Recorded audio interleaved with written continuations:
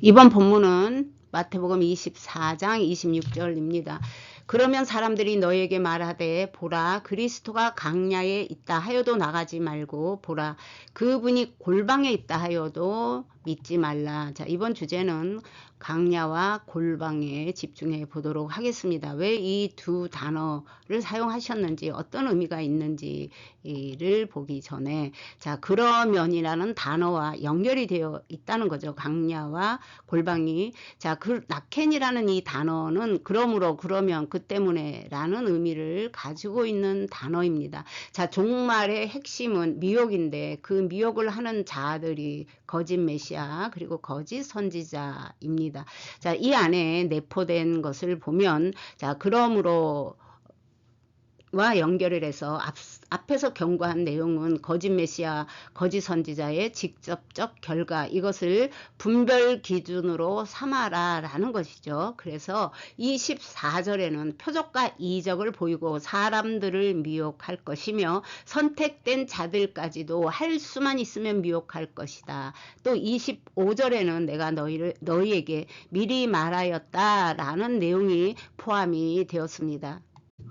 앞에 있는 모든 내용은 즉 미리 말한 이유는 깨닫고 승리하게 하려는 것으로 결국 깨닫는 자는 더욱더 말씀의 깊이 안으로 들어가게 되고 승리하게 되는데 그 방법을 요약해 보겠습니다. 예수님의 말씀을 붙드는 자가 승리하고 믿음으로 실행하는 자가 승리하게 됩니다. 예수님은 마지막 시대를 갑자기 오게 하지 않으십니다. 예수님은 처음부터 말씀하셨다라고 하는데 이것은 말씀 안에서 분별을 훈련하는 자에게 주어진다라는 뜻입니다. 거짓 메시아와 거짓 선지자의 미혹을 분별할 수 있도록 도와주십니다. 종말의 최종 승리는 결국 말씀을 사랑하는 자들의 승리가 될 것입니다.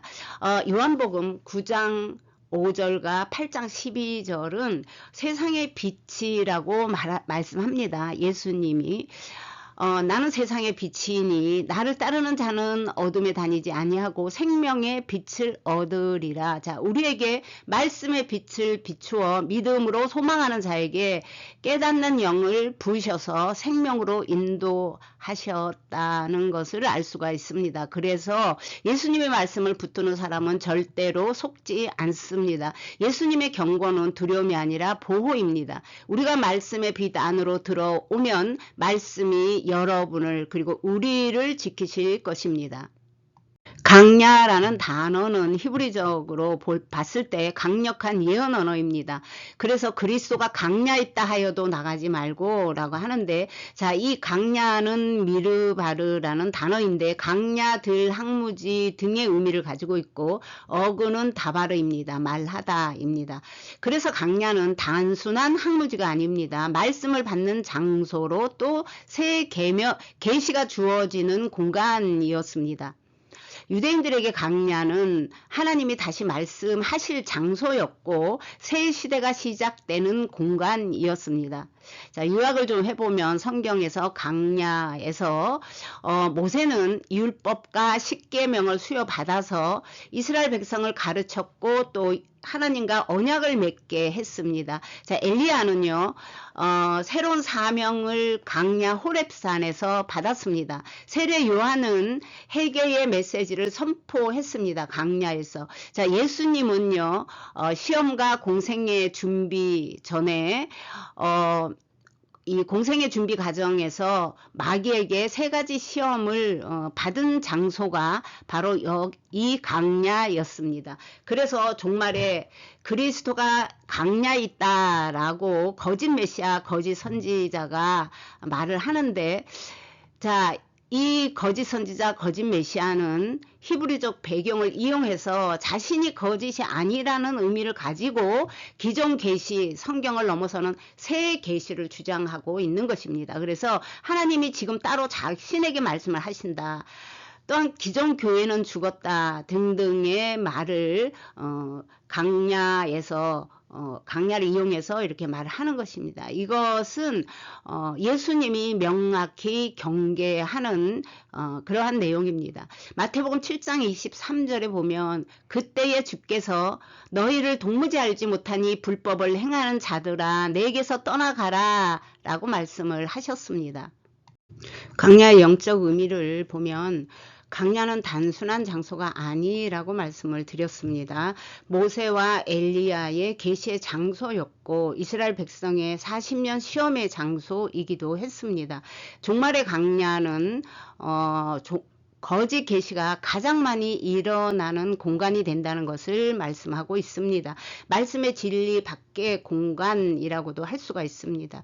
예수님께서 나가지 말라라고 한 것은 이동 금지가 아니라 영적 이탈 금지를 말씀하신 것입니다. 자, 영적 이탈이란 말씀에서 벗어난 삶을 살아가는 것을 말합니다.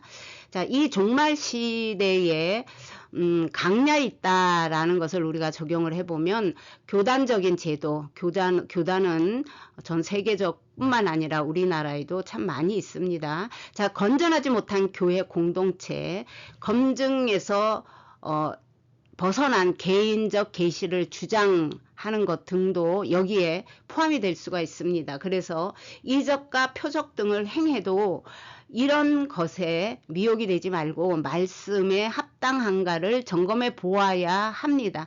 자, 이러한 내용 등을 가지고 민수기 14장에서 보면 이스라엘 백성이 원망과 불신 때문에 강야에 40년간 방황하는 자가 되어 그들의 죄악을 담당했습니다. 자, 20세 이상 중에 하나님을 원망한 자들은 강야에서 소멸되어 거기서 죽었습니다. 자, 불순종의 결과였습니다. 구약과 연결을 해보면 이사야 40장에서는 참된 구원은 강야의 외침이 아니라 여호와의 영광이 모든 육체에 나타난다 라고 말하며 신명기 13장에서는 비밀한 표적과 기사를 행해도 여호와의 말씀을 벗어나면 따르지 말라 라고 말하며 신명기 13장 3절에서는 너는 그 선지자나 꿈꾸는 자의 말을 청종하지 마라. 이는 너희의 하나님 여호와께서 너희가 마음을 다하고 뜻을 다하여 너희의 하나님 여호와를 사랑하는 여부를 알려하사 너희를 시험하심이니라 라고 말씀하십니다. 그러므로 거짓에 흔들린다면 책임은 우리에게 있다는 것을 알 수가 있습니다. 종말의 강야의 계시가 위험한 이유는 하나님은 이미 말씀하셨다라고 24장 25절에 선을 긋습니다. 이것은 토라 또는 선지서 또는 신약의 예수님 안에서 계시는 이미 완결을 선언하고 있는 것입니다. 자, 신명기 13장에 보면 표적이 이루어져도 다른 길로 이끌면 따르지 말라. 또 13장 6절 7절 8절에 보면 내 어머니의 아들 곧 내 형제나 내 자녀나 내 품의 아내나 너와 생명을 함께하는 친구가 가만히 너를 깨어 이르기를 너와 내 조상들이 알지 못했던 다른 신들 우리가 가서 섬기자 할지라도 너는 그를 따르지 말며 듣지 말며 라고 말하고 있습니다. 신명기 13장 4절에 너는 그를 따르지 말며 듣지 말며 긍휼히 여기지 말며 덮어 숨기지 말고 이와 같이 종말의 강야는 기록된 말씀 밖에 계시의 은신처가 되기 쉽다는 것을 알 수가 있습니다.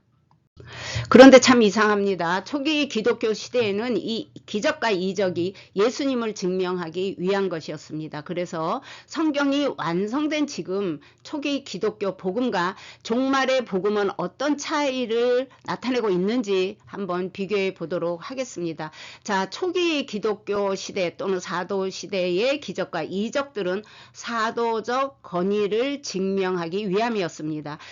사도행전 전반에 사도적 이 기적과 또한 사도적 권위를 증명합니다. 한 예로 히브리서 2장 3절에서 4절에 보면 하나님께서 표적들과 기사들과 여러 능력과 성령의 나눠주심을 증언하심이라고 말합니다. 자, 히브리 관점으로 봤을 때 이 표적은 오트라고 하는데 하나님의 메시지를 가리키는 표지판 이라고 할 수가 있습니다. 또 이적은 모페트로서 하나님께서 개입하셨음을 드러내는 비범한 사건을 말합니다. 그래서 이 기적은 말씀을 가리키고 예수님을 드러냅니다. 자, 이 표적은 표적 뒤에는 반드시 십자가 그리고 회개, 순종이 있었습니다. 그래서 이 기적은 초기 계시의 인증 수단이었습니다. 당시 상황을 보면 신약 성경이 아직 완성되지 않았고 이 복음은 말로 전해졌습니다. 구두 전승이었고 예수님의 메시아 되심을 먼저 유대인에게 입증을 해야 했습니다. 그 시대에는 유대인이 예수님의 복음을 듣고 복음을 증거해야 되는 상황에 있었고 또한 12제자가 그래서 다 유대인이었습니다. 이 사도 시대의 기적은 이 복음 그 자체를 증명하기 위함이었고 사람을 모으는 그러한 목적은 아니었습니다. 그러나 종말 시대에는 자기 자신이 드러나는 시대, 자기 자신을 가리키는 시대라고 할 수가 있습니다. 또 사람에게 집중하고 사람에게 서비스하는 시스템, 현 교회의 시스템도 여기에 해당이 됩니다. 그래서 종말 시대에는 이 표적 뒤에 회개, 십자가, 거룩, 인내가 없습니다. 대신에 성공, 번역, 안정, 평안을 원하는 시대가 이 종말 시대라고 할 수가 있습니다. 종말의 시대는 왜 같은 기적과 표적에 미혹이 되는 시대인가 라고 할 때 이 기적 자체가 아니라 참된 진리의 기준을 상실한 시대이기 때문에 그렇습니다. 자, 종말 시대의 특징들을 보면 사람들이 더 쉽게 미혹되는 이유가 종말의 특징입니다. 또 성경은 있으나 분별력이 사라진 시대, 지식은 많으나 호쿠마, 지혜와 비나 분별이 부족한 시대가 종말 시대의 특징입니다. 자, 할 수만 있으면 택한 자들도 미혹하리라 라는 이 표현을 예수님이 사용을 하셨는데 왜냐하면 종말의 미혹은 불신자용이 아닙니다. 하나님의 백성에게 하신 말씀이기 때문에 그렇습니다. 이 고난이 없는 구원을 원하는 시대가 종말 시대의 특징인데 십자가 없는 메시아, 심판 없는 복음, 회개 없는 은혜를 원하는 시대라고도 할 수가 있습니다. 이런 시대가 원하는 것은 예수님이 아닌 기적과 이적을 더 바라는 시대이고 결정적인 차이는 말씀 중심에서 경험 중심으로 변질된 시대라고 할 수가 있겠습니다. 골방에 대한 말씀을 나누겠습니다. 자, 골방은 하다림이란 단어가 사용이 되었는데요. 복수입니다. 그래서 골방들 이렇게 되는데 골방 밀실의 깊은데 깊은 곳 등의 의미를 가지고 있습니다. 자, 골방에 있다 하여도 믿지 말라라는 것은 그들이 전하는 메시지를 믿으면 안 된다는 얘기죠. 그래서 그들이 전하는 메시지와 깊은 관계가 있는 장소가 될 것이다 라는 것입니다. 자, 그러나 원래 이 하다림이라는 단어가 가지고 있는 이 의미를 시편 91편 1절에서는 지존자의 은밀한 곳에 거주하며 전능자의 그늘 아래 사는 자여 해서 이 의미는 집의 가장 안쪽 방입니다. 그래서 원래 그곳에서 친밀함을 서로 교제하고 또 하는 보호받고 쉼의 공간이라는 의미를 가지고 있는 단어인데 이 종말의 골방의 은밀함을 우리가 경고하는 이유가 있는데 그것은 공개된 십자가 복음이 아니라 숨겨진 체험을 강조하는 장소로 변질되기 때문입니다. 자, 그래서 종말 골방은 은밀한 엘리트 계시, 소수만 아는 진리, 나만 아는 내가 체험한 등이 선포되는 미혹의 장소가 되고 또 공개된 십자가 복음을 벗어난 장소로 변질될 수가 있기 때문에 그렇습니다. 자, 그럼 우리가 어떻게 해야 되느냐? 종말의 성도의 기준, 파수꾼의 기준은 표적을 보기 전에 말씀을 점검해야 됩니다. 그래서 예수님은 기적을 부정하지는 않으셨습니다. 그러나 기적을 기준으로 삼지 말라고 경고는 하십니다. 자, 능력보다 성품, 이 성령의 열매를 먼저 보고 알라라고 말씀을 하셨고, 자, 즉각적 체험보다 끝까지 인내해야 한다라는 말씀으로 경고를 하십니다. 우리가 여기서 이제 파수꾼의 기준 성도들 이렇게 되면 자, 이 목사님들만 하는 거 아니냐라고 생각할 수가 있어서 잠깐 말씀을 드리자면 자, 신학자와 파수꾼은 다릅니다. 모든 사람이 신학자는 될 수 없지만 모든 사람이 복음 전도자는 될 수가 있습니다. 그래서 우리는 지금 만인 제사장 시대에 살고 있고 종말의 시대에 살고 있으며 깨어 있어야 하는 시대에 살고 있습니다. 자, 마지막 시대에 참된 이 메신저는 무엇을 보여주느냐 보다 무엇을 가르치고 삶으로 그 가르침대로 살아내고 있느냐로 구별할 수가 있습니다. 예수님은 강야와 골방이라는 두 단어를 동시에 사용하셔서 종말의 극단적 미혹의 경로를 경고하고 있습니다. 왜 나가지 말라 믿지 말라라고 하셨을까? 그러므로 인해서 이 강야는 영적인 이탈을 하지 말아라, 집단 추정을 금지해라 라는 의미들이 담겨 있습니다. 또한 골방은 내적 동의, 그러니까 그들의 사상, 그들의 거짓 계시 이런 것들을 받지 말라라는 것입니다. 그래서 불확실한 행동과 신중하지 못한 그리고 확인되지 않은 믿음 둘 다를 차단하신 것이라고 볼 수 있습니다. 강야와 골방은 하나님을 만나는 장소일 수 있으나 종말에는 가장 쉽게 하나님을 가장한 소리가 들리는 곳이 됩니다.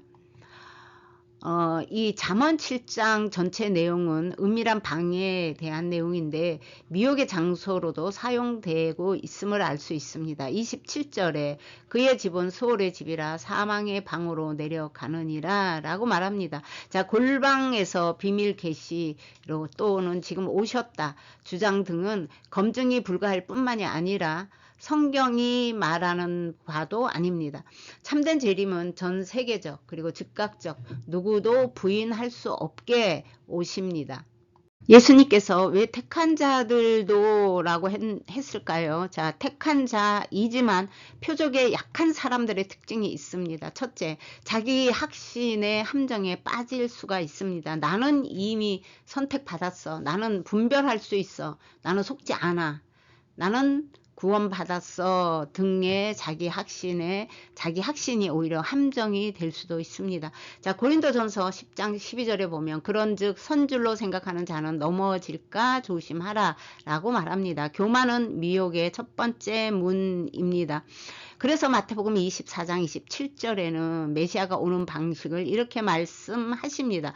번개가 동편에서 서편까지 번쩍임 같이 인자의 임함도 그리하리라 라고 말을 합니다. 오늘은 여기까지입니다. 27절에서 다시 뵙겠습니다. 시청해 주셔서 감사합니다.